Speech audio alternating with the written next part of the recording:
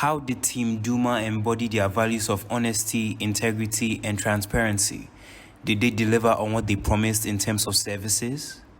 Okay, so I think what we should explain first for this project, it was a huge project, and we had to tender. So we selected three contractors, and in fact, it is DOUMMAR who had been selected for this project. So I think this is also a proof that they show already at the beginning, at least, that they were very competitive for the prizes and also for the product that they were showing inside their documents. I would say they were very professionals. Yeah, okay. For that we don't have any comments. We even were very satisfied of the presence of all the people on site. Yeah.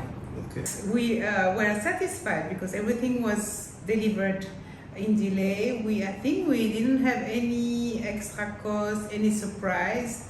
So until today, after it was in 2019, so till today, after 2-3 years, we don't have, I think the client doesn't have any issues, so we are still satisfied with this contractor. So I still recommend DOUMMAR on other projects, and to my other clients, I just recommend DOUMMAR to work for the MEP, yeah, without any doubt.